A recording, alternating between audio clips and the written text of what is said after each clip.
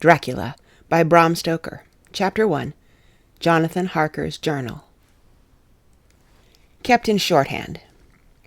3rd of May, Bistritz. Left Munich at 8:35 p.m. on 1st of May, arriving at Vienna early next morning. Should have arrived at 6:46, but train was an hour late. Budapest seems a wonderful place, from the glimpse which I got of it from the train and the little I could walk through the streets. I feared to go very far from the station, as we had arrived late, and would start as near the correct time as possible. The impression I had was that we were leaving the west and entering the east, the most western of splendid bridges over the Danube, which is here of noble width and depth, took us among the traditions of Turkish rule. We left in pretty good time, and came after nightfall to Klausenburg. Here I stopped for the night at the Hotel Royal. I had for dinner, or rather supper, a chicken done up some way with red pepper, which was very good, but thirsty. Memorandum. Get recipe for Mina. I asked the waiter, and he said it was called paprika Händel, and that, as it was a national dish, I should be able to get it anywhere among the Carpathians. I found my smattering of German very useful here. Indeed, I don't know how I should be able to get on without it. Having had some time at my disposal when in London, I had visited the British Museum, and made search among the books and maps in the library regarding Transylvania. It had struck me that some foreknowledge of the country could hardly fail to have some importance in dealing with a nobleman of that country.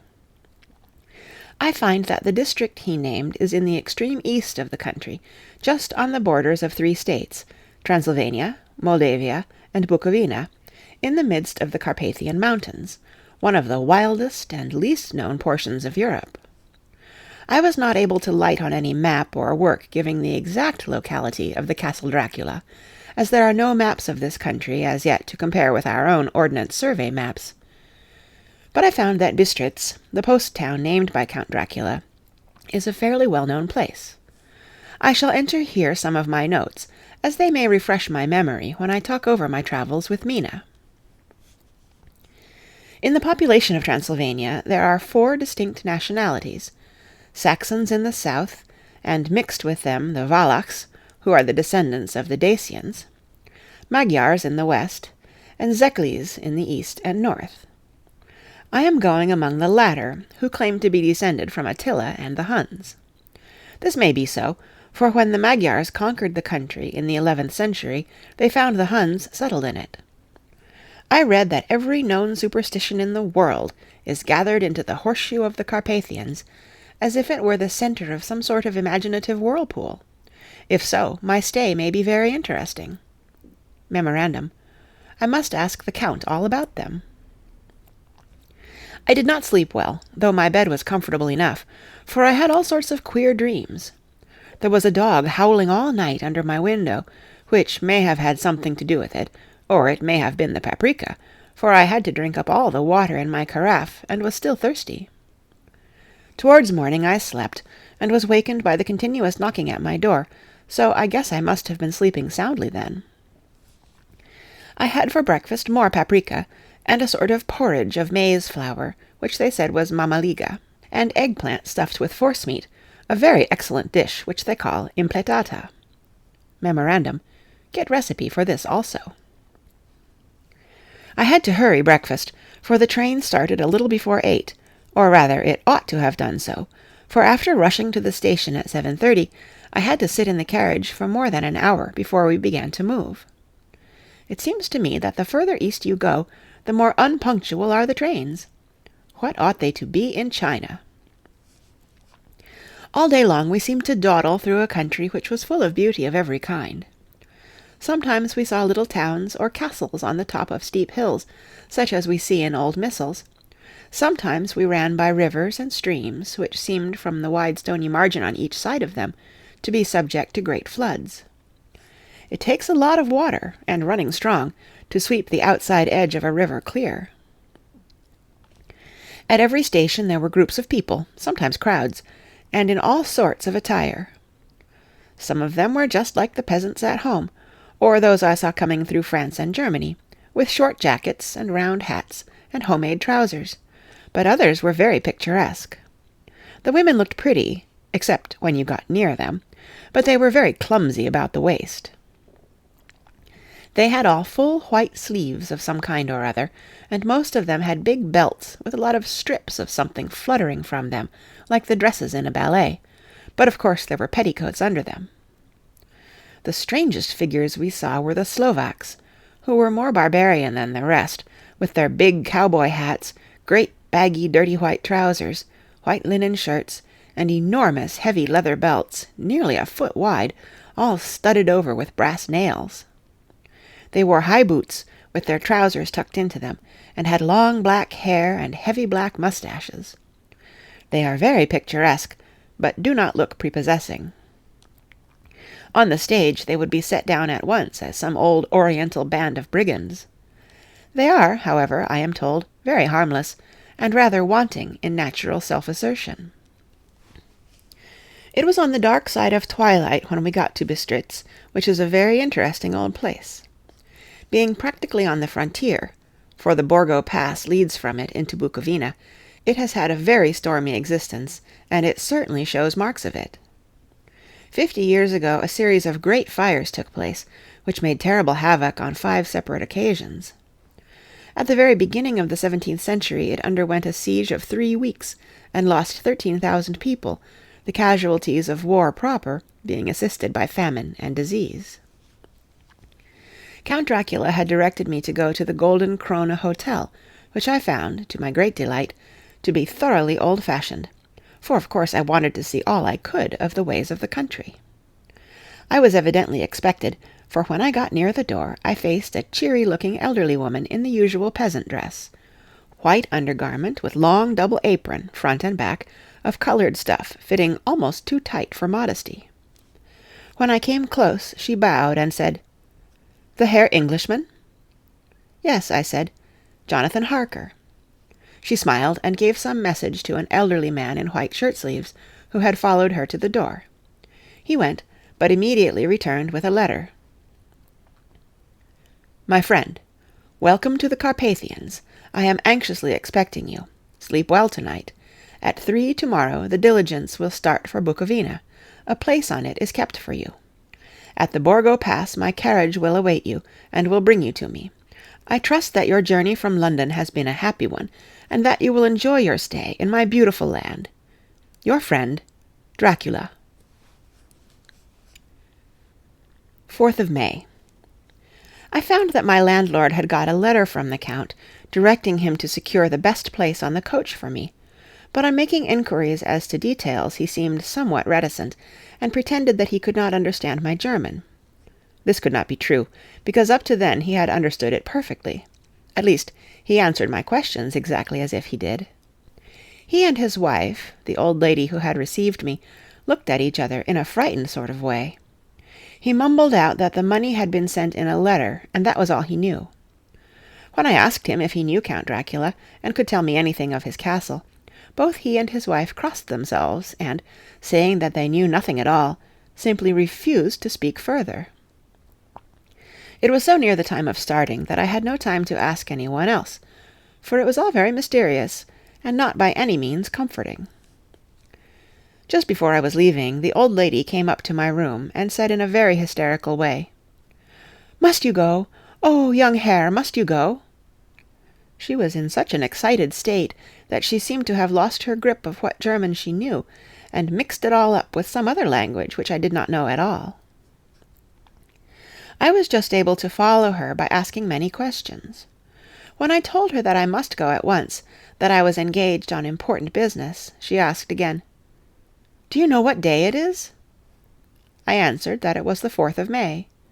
She shook her head as she said again, "Oh yes, I know that, but do you know what day it is?" On my saying that I did not understand, she went on, "It is the eve of St. George's Day. Do you not know that tonight, when the clock strikes midnight, all the evil things in the world will have full sway? Do you know where you are going, and what you are going to?" She was in such evident distress that I tried to comfort her, but without effect. Finally she went down on her knees and implored me not to go, at least to wait a day or 2 before starting. It was all very ridiculous, but I did not feel comfortable. However, there was business to be done, and I could allow nothing to interfere with it. I therefore tried to raise her up, and said, as gravely as I could, that I thanked her, but my duty was imperative, and that I must go. She then rose and dried her eyes, and taking a crucifix from her neck, offered it to me. I did not know what to do, for, as an English churchman, I have been taught to regard such things as in some measure idolatrous, and yet it seemed so ungracious to refuse an old lady meaning so well, and in such a state of mind. She saw, I suppose, the doubt in my face, for she put the rosary round my neck, and said, "For your mother's sake," and went out of the room.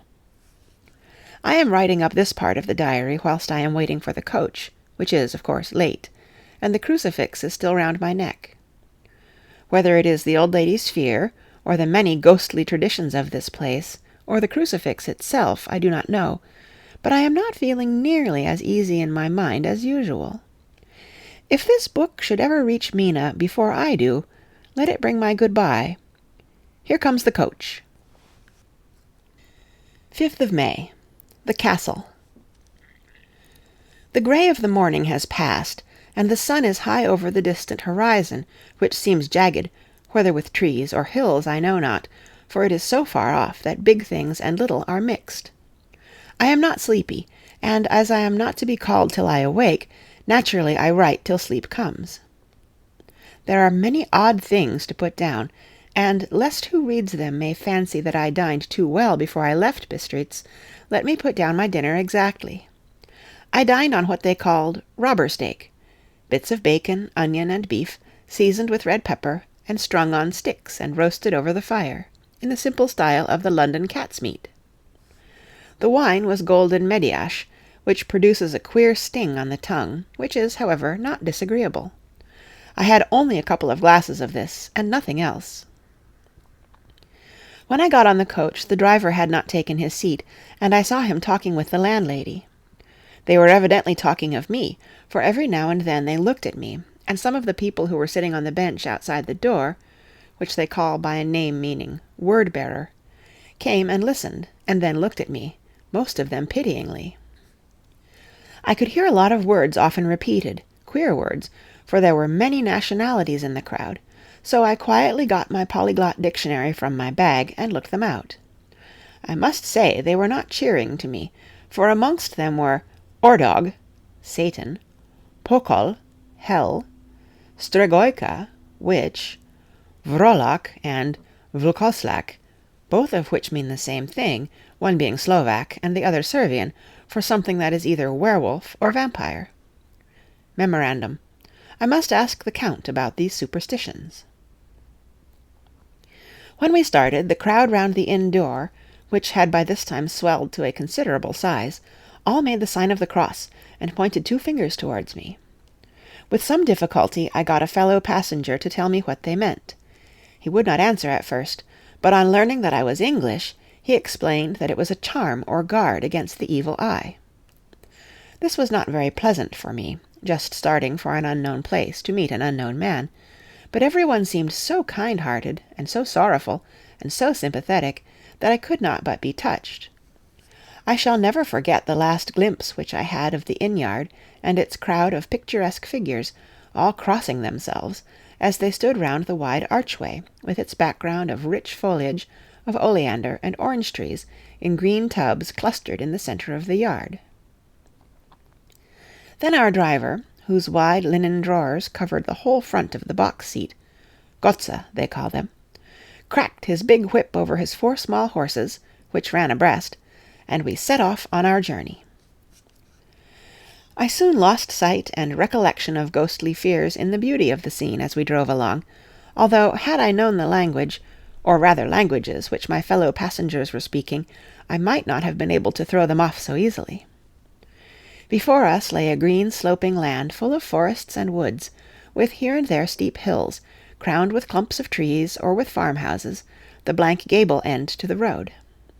There was everywhere a bewildering mass of fruit blossom, apple, plum, pear, cherry, and as we drove by I could see the green grass under the trees spangled with the fallen petals.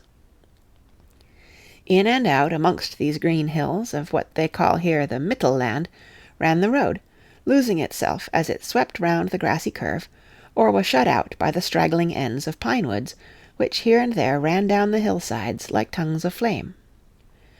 The road was rugged, but still we seemed to fly over it with a feverish haste.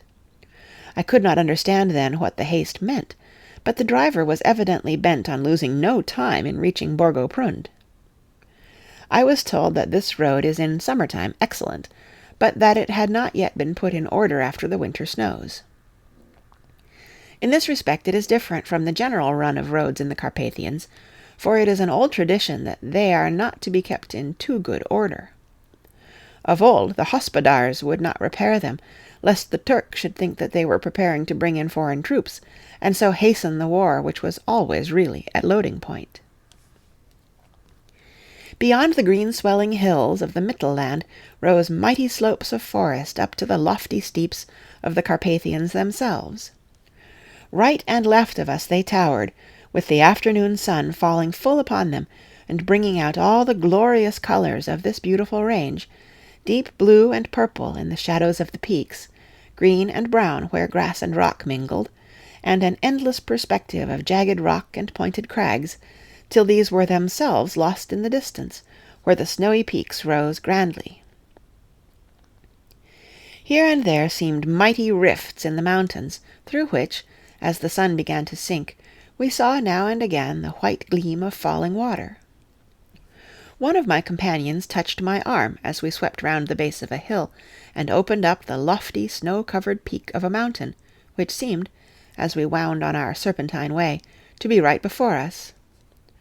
"Look, Istenzek, God's seat," and he crossed himself reverently. As we wound on our endless way, and the sun sank lower and lower behind us, the shadows of the evening began to creep round us. This was emphasized by the fact that the snowy mountain-top still held the sunset, and seemed to glow out with a delicate cool pink. Here and there we passed Czechs and Slovaks, all in picturesque attire, but I noticed that goitre was painfully prevalent. By the roadside were many crosses, and as we swept by, my companions all crossed themselves.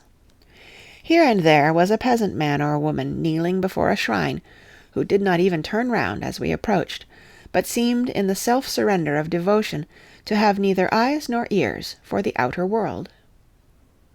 There were many things new to me, for instance, hayricks in the trees, and here and there very beautiful masses of weeping birch, their white stems shining like silver through the delicate green of the leaves. Now and again we passed a lighter wagon, the ordinary peasant's cart, with its long, snake-like vertebra calculated to suit the inequalities of the road. On this were sure to be seated quite a group of home-coming peasants, the Czechs with their white, and the Slovaks with their coloured, sheepskins, the latter carrying lance-fashion their long staves, with axe at end. As the evening fell, it began to get very cold, and the growing twilight seemed to merge into one dark mistiness the gloom of the trees, oak, beech, and pine, though in the valleys which ran deep between the spurs of the hills, as we ascended through the pass, the dark firs stood out here and there against the background of late-lying snow. Sometimes, as the road was cut through the pine woods that seemed in the darkness to be closing down upon us, great masses of greyness, which here and there bestrewed the trees, produced a peculiarly weird and solemn effect, which carried on the thoughts and grim fancies engendered earlier in the evening, when the falling sunset threw into strange relief the ghost-like clouds which, amongst the Carpathians, seemed to wind ceaselessly through the valleys. Sometimes the hills were so steep that, despite our driver's haste, the horses could only go slowly. I wished to get down and walk up them, as we do at home, but the driver would not hear of it. "No, no," he said, "you must not walk here. The dogs are too fierce." And then he added, with what he evidently meant for grim pleasantry, for he looked round to catch the approving smile of the rest, "And you may have enough of such matters before you go to sleep."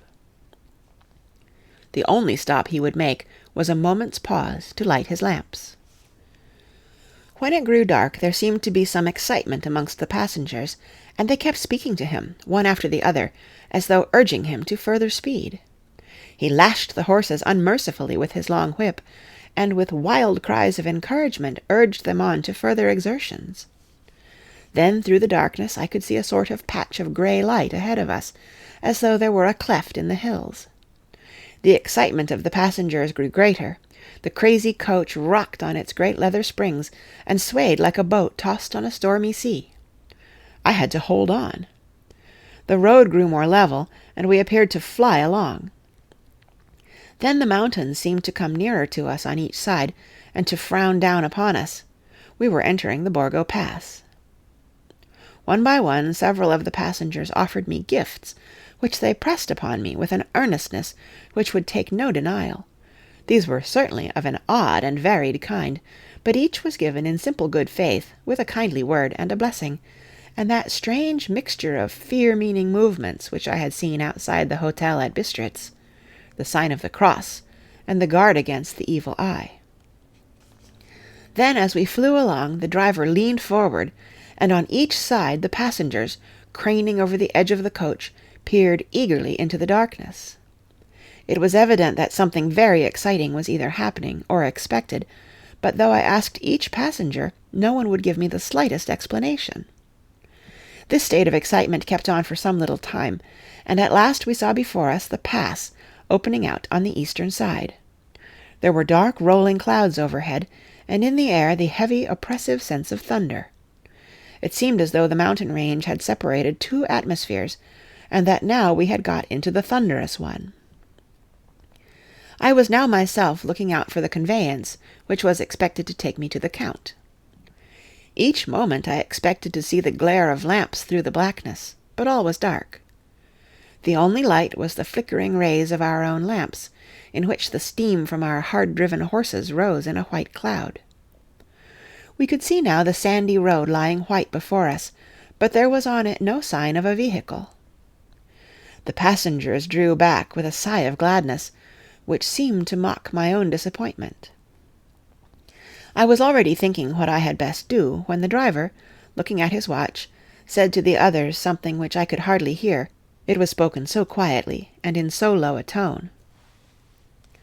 I thought it was an hour less than the time. Then, turning to me, he said in German worse than my own, "There is no carriage here. The Herr is not expected after all. He will now come on to Bukowina and return tomorrow, or the next day. Better the next day." Whilst he was speaking, the horses began to neigh and snort and plunge wildly, so that the driver had to hold them up. Then, amongst a chorus of screams from the peasants and a universal crossing of themselves, a calèche, with 4 horses, drove up behind us, overtook us, and drew up beside the coach. I could see from the flash of our lamps, as the rays fell on them, that the horses were coal-black and splendid animals. They were driven by a tall man with a long brown beard and a great black hat, which seemed to hide his face from us. I could only see the gleam of a pair of very bright eyes, which seemed red in the lamplight, as he turned to us. He said to the driver, "You are early tonight, my friend." The man stammered in reply, "The English Herr was in a hurry," to which the stranger replied, "That is why, I suppose, you wished him to go on to Bukowina. You cannot deceive me, my friend. I know too much, and my horses are swift." As he spoke he smiled, and the lamplight fell on a hard-looking mouth, with very red lips and sharp-looking teeth, as white as ivory. One of my companions whispered to another the line from Burger's Lenore, "Denn die Toten reiten schnell," for the dead travel fast. The strange driver evidently heard the words, for he looked up with a gleaming smile. The passenger turned his face away, at the same time putting out his 2 fingers and crossing himself. "Give me the Herr's luggage," said the driver, and with exceeding alacrity my bags were handed out and put in the calèche.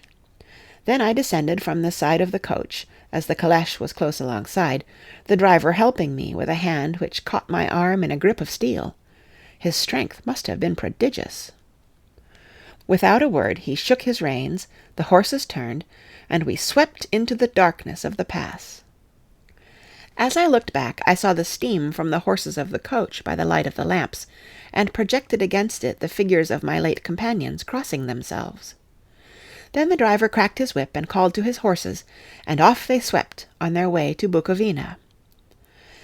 As they sank into the darkness, I felt a strange chill, and a lonely feeling came over me, but a cloak was thrown over my shoulders, and a rug across my knees, and the driver said in excellent German, "The night is chill, mein Herr, and my master the Count bade me take all care of you.